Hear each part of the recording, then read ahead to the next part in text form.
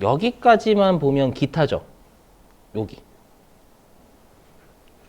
손익거래 vs 자본거래 차이 우리 이렇게 했었지만 결론적으로 자본의 차이가 없었잖아요, 여러분들. 이렇게 한쪽이 손익거래고 한쪽이 자본거래면 자본의 차이가 없었어요. 근데 여기까지만 보면 기타인데 그래서 여러분들이 결론부터 말씀드리면 우리가 이제 유보나 마이너스 유보는 자산부채 차이가 발생하니까 자본의 차이가 나요. 장부하고 세법이.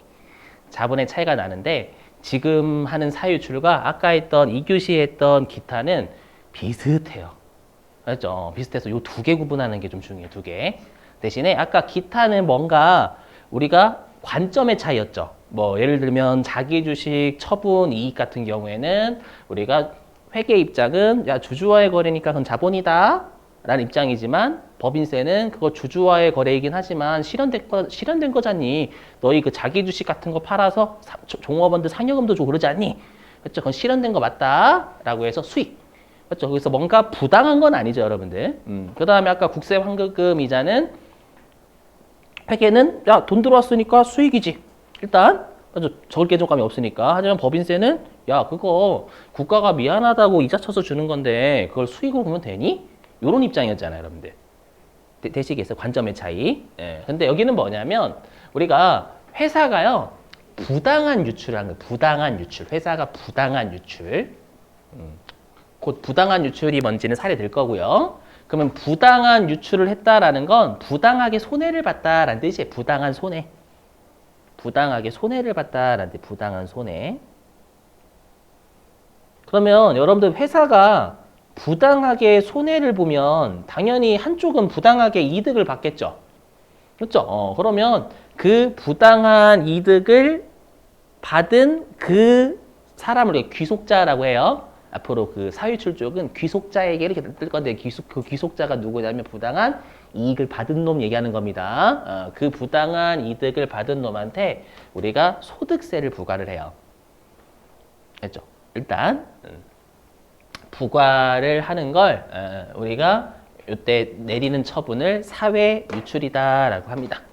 자, 일단 무슨 말인지 사례를 들어서 이해를 도와볼게요. 자, 해보죠. 자, 보시면 자, 뭐냐면 회사가 이번에 회사의 경리과 아니 회사의 대주주 있죠, 대주주. 회사의 대주주가요 뭘 뽑았냐면은 저기 한 여러분들 스포츠카 20억짜리 있죠, 한정판. 한정판을 뽑았어. 그래서 하고 끌고 온 거예요. 이미 저기서 다 들려. 해가지고 뚜껑 열리고. 좀 웃기긴 하죠. 회사를 출근하는데 스포츠카 타고 출근하면 웃기긴 하잖아요. 그죠? 아무튼 하고 끌고 온 거예요. 그리고 이제 경리과 직원한테 전화를 해가지고 야 한번 와봐. 구경시켜줄게. 갔어요. 그러니까 직원이 야 어때? 이거 한정판이다. 이번에 좀 뽑았다. 이쁘지? 네. 그래서 이제 직원이 아유 그럼요 우리 대주주님 얼굴처럼 반짝반짝 거리네요. 아유 이뻐요. 이렇게 막 계속 만족했고 그런데 이제 이번에 그 자동차 한정판에 신형 엔진이 나왔대. 신형 엔진이 나왔는데 그걸 대주주가 그 경리과 직원한테 뭐라고 하냐면 야 그냥 회사의 비용으로 처리해. 알죠? 그냥 회사 돈으로 해. 나 귀찮아. 돈 없어. 이거 한정판 사느라고. 나 한정판 사느라고 돈 없다. 회사 돈으로 좀 갈아라. 해가지고 회사 돈으로 가르라고 한 거예요. 그랬을 때 경리과 직원은 갈아요? 아니면은 본인은 정직을 얘기하면서 저항을 해요. 그래서 갈아요. 그죠. 마음속에는 네, 개기고 싶은 마음이 있지만 그건 마음속이고 알죠? 나는 만약에 그 경리과 직원이 가족이 있다면 먹고 살아야 되기 때문에 아이 그럴게요 하면서 열심히 회사의 돈으로 그 한정판 20억짜리 스포츠카를 갈고요. 회사가 비용으로 처리하고 예를 들면 차량 유지비 같은 거 또는 수선비 이렇게 했죠. 그래서 이렇게 회사가 수선비라고 처리를 한 거예요. 그러니까 우리 아시겠지만 이미 우리가 자산이 감소하면 순자산이 감소하잖아요. 자본이. 그래서 순자산이 감소한 걸 비용 처리한 거죠. 여러분 자산의 감소는 우리 자산은 미래 비용이다 그거. 그래서 얘는 우리가 순자산이 변화한 걸 바로 비용 처리했으니까 얘는 손익거래를 한 거죠, 여러분들. 맞죠? 근데 세법은 보세요. 그럼 세법은 이거를 비용으로 보면 돼야 안 돼요? 보면 안 돼. 우리가 나중에 사장에서 비용은 어떻게 돼 있냐면 회사의 업무와 관련되어 있어야지만 이 문구가 꼭 붙어요. 맞죠? 근데 입금은 그런 게 없어. 입금은 회사의 업무와 관련돼서 벌어야지만 입금이 그런 게 없습니다. 좀 약간 양아치긴 해. 맞죠? 벌어들이면 다 수익이 나게 돼 있어, 여기는. 근데 나중에 송금 파트 가면 회사의 송금은 업무와 관련이 있어야지만 인정된다 이렇게 돼 있어요. 아, 당연하죠. 그건 당연히 했죠. 그렇죠? 그러다 보니까 세법은 야 이거 현금 나간 거 세법은 이거 영원히 비용으로 인정하지 못해라고 하겠죠. 그럼 우리 아까 계정 과목 하나 만들어냈죠, 여러분들. 어떤 계정 과목 하나 만들어냈냐면 우리가 왜냐면 우리 아까 일단 어떤 계정 과목을 만들어냈냐면 순자산의 변화를 영원히 수익이나 비용으로 인식하지 않는 계정 과목을 자본이라고 할게요라고 했죠. 그렇죠? 왜냐면 세법은 회계에는 그런 게 없어. 여러분 회계 때 이렇게 여러분들 현금이 감소했는데 이걸 영원히 비용으로 보지 않아요. 왜냐면 부당하니까요. 이런 계정과 보신 적 있어요? 아니죠. 우리가 벌금을 내면 분명히 부당한 유출이죠. 근데 어떻게 계정 과목 잡아요? 세금과 공과 이렇게 잡아요. 회계는. 맞죠? 세금과 공과금 낸 거거든요. 공과금. 나중에 배우시겠지만 여러분 공과금이 뭐예요? 회계하고 세법에서 물론 사장이 다시 할 거지만 공과금이 뭐죠? 공과금이 뭐예요? 회계하고 세법에서요. 일상생활의 공과금 말고요.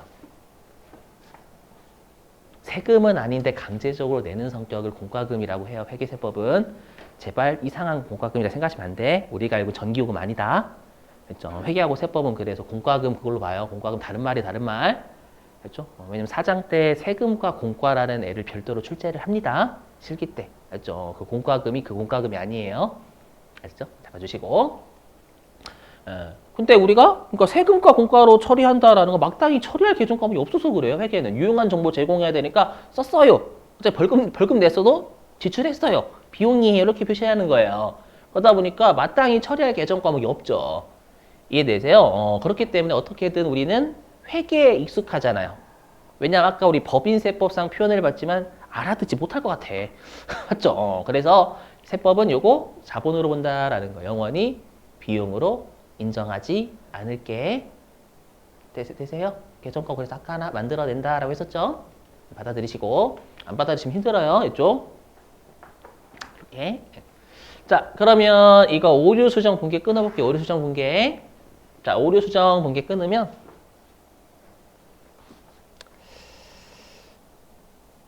자, 우리 장부는 차변의 수선비 비용 있죠? 비용이 차변이면 비용이 증가한 거예요? 감소한 거예요? 증가도 증가. 그래서 비용이 10 증가. 맞죠? 이렇게. 자, 근데 세법 같은 경우에는 방금 제가 이 자본은 영원히 비용으로 보지 않는다라고 했었죠, 여러분들. 그럼 세법상 비용이 0인 거예요. 세법상 비용은 0. 맞죠? 이렇게? 그러면 장부상 비용 10에서 세법상 비용 0 되게 하는 게 세무종이잖아요, 여러분들. 맞죠? 이렇게 하면 비용이 세법이 감소해야 됩니다. 맞죠? 그럼 비용의 감소는 어디로 가요? 차변, 대변, 비용의 감소. 대변으로 가는 거예요. 그래서 대변에 여기 수선비라는 비용이 있는 거예요. 맞죠? 그래서 얘는 세법상 비용의 감소입니다.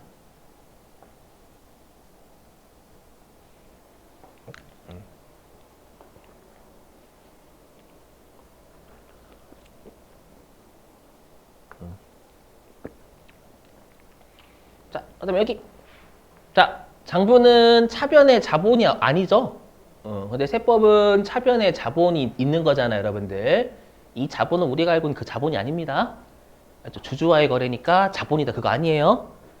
아시죠? 이거 주주와의 거래 아니잖아요, 여러분들. 아까는 제가 대주주라고 했지만 이게 만약에 대표이사면. 맞죠? 아무튼. 그래서 우리가 알고 있는 그 주주와의 거래인 자본이 아니라 계정과 만들어낸 자본입니다. 맞죠? 오해하지 마시고. 그러면 장부는 자본이 차변에 없지만 세법은 자본이 차변에 있죠. 그래서 차변에 자본이 증가한 거예요. 차변에 자본이 있는 거예요. 오케이? 오케이? 자, 그러면 우리가 이렇게 세법상 비용이 감소하는 걸 뭐라고 불러요? 송금 불산이. 맞죠? 송금 불산이. 자, 그리고 어느 한쪽이 자본이 나왔으니까 이건 기타예요. 물론 이건 야매고 설명할게요. 자, 여기 세법상 비용이 감소하면 세법상 이익이 증가합니다. 맞죠? 동의되시죠? 그러면 세법상 이익잉여금이라는 자본이 증가해요. 앞으로 이익잉여금은 자본이라고 할게요, 여러분들. 알죠? 이렇게. 오케이? 자, 근데 얘는요. 자본이 차변에 있으면 자본의 증가예요, 자본의 감소예요? 감소죠. 자본은 대변대생이니까. 차변에 있으면 감소인 거예요. 그럼 이건 세법상 자본의 감소입니다. 되세요? 이렇게? 그럼 결론적으로 자본의 차이가 있어요, 없어요? 없어요. 여기는 자본 증가, 여기는 자본 감소. 맞죠? 그래서 여기 아이고, 바로 안 나오는구나. 그래서 세법상 자본의 차이는 없으니까 기타가 되셨죠. 근데 우리가 알고 있는 기타는 관점의 차이지 뭔가 부당해서 영원히 송금으로 인정하지 않는 건 아닌 거예요. 기타가 부당하다라고 제가 표현한 적이 없어. 기타 쪽은요. 알죠? 그냥 관점의 차이예요. 그러면 이제 또 개정 과목 하나 만들어 낼게요. 알죠? 앞으로 개정 과목 이거 하나만 더 만들어 낼 겁니다. 자, 우리가 방금처럼 영원히 송금으로 세법이 인정하지 않는 개정 과목 우리가 자본이라고 했었잖아요. 맞죠? 근데 지금은 왜 영원히 송금으로 인정하지 않냐면 부당하니까 영원히 송금으로 인정하지 않는 거죠. 그래서 우리가 법인세 입장에서 부당한 유출이 부당하니까 영원히 송금으로 인정하지 않는 자본 개정 과목을 사회 유출이다라고 표현할게요. 왜냐하면 회계는 사회 유출이라는 개념 자체가 아예 없어요. 했죠? 근데 우리가 아까 그 법인세법상 소득 처분을 한번 읽어봤지만 무슨 말인지 더 헷갈림. 알죠? 그래서 이걸 사회 유출이다라고 표현할게요. 아셨죠? 부당하니까 세법에서 영원히 송금으로 인정하지 않는 거. 오케이? 왜냐하면 사회 유출의 정의 한번 읽어볼까요? 55페이지로 갑니다. 자, 55페이지 4번 사회 유출. 자, 두 줄 읽어볼게요. 이게 사유치 정의거든요. 그러니까 이게 사유치 정의가 회계상 사유출입니다. 아니, 법인세법상 사유출입니다. 배고픈가 보네. 저요. 자, 볼게요. 자, 사회유출이란 가산조정, 입금산입, 송금불산입을 가산조정이라고 하죠. 자, 가산조정한 금액이 기업의 외부의 자에게 귀속된 것으로 인정하는 처분이다. 요것만 놓고 보면 여러분들이 인정하는 처분이니까 이해가 되실 것 같지만 우리는 분계를 끊어서 해야 되기 때문에 이것만 가지고 사유출이라고 단정 지을 수는 없어요. 알죠? 아까도 기업의 내부의 자에게 인정되는 처분인데 이거 어떻게 합니까, 여러분들? 맞죠? 그걸 건 바이 건으로 하기 불가능해요.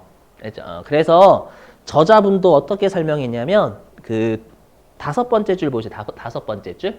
항상 저자분이 그 설명을 단서를 달아놓죠. 맞죠? 뭐냐면 회계적 설명으로. 읽어볼게요. 5번째 줄. 자, 회사은은 회사는입니다. 엄밀히 얘기하면. 회사는 순자산 감소를 비용으로 처리한 거예요. 맞죠? 이번 비용 처리한 거죠. 왜냐하면 회계는 부당한 유출이다라는 표현을 쓰는 개정 과목이 없어요. 알죠? 그냥 회계는 유용한 정보 제공이니까 썼으면 그냥 다 비용인 거예요, 비용. 그래서 비용으로 회계 처리했지만 부당한 유출로 판단하여 세법은, 그죠? 부당한 유출로 판단해서 세법은 송금으로 인정을 아예 안 해버리는 거, 영원히. 그래서 송금으로 인정하지 않는 경우에 발생하는 것으로서 세법은 이러한 순자산 감소 비용을 자본거래로 인식하는 경우에 발생한다. 되시겠어요?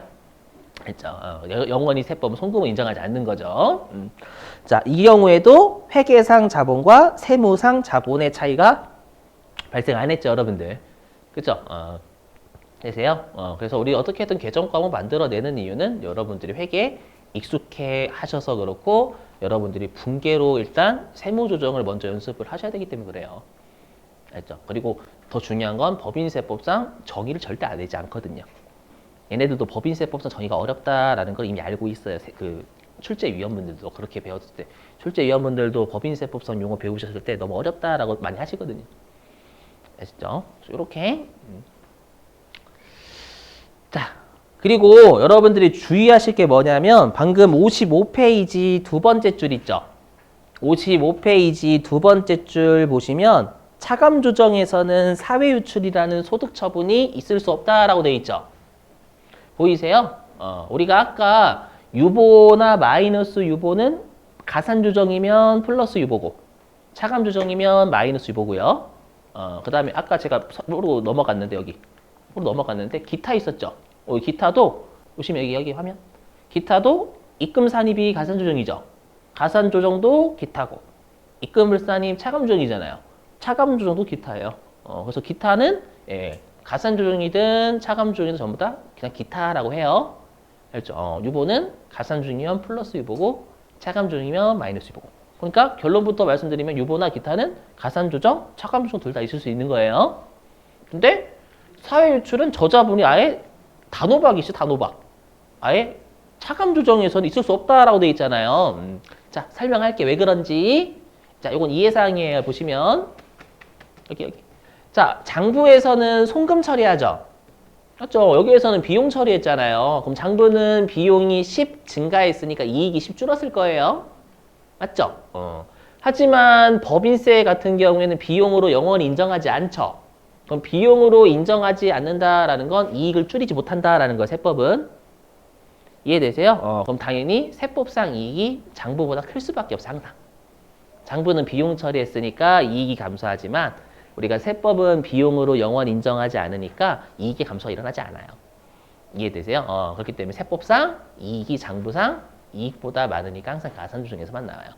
그래서 여러분 혹시라도 차감 조정하셨는데 사유출 나면 큰일 난 겁니다. 그거. 맞죠? 차감 조정인데 사유출 나면 큰일 난 거예요. 그래서 나중에 실기할 때도 차감 조정에는 사유출 자체가 아예 없습니다. 여러분들. 아셨죠? 자, 됐고요. 자, 이제는 그래서 사회 유출에 대한 설명이었고요.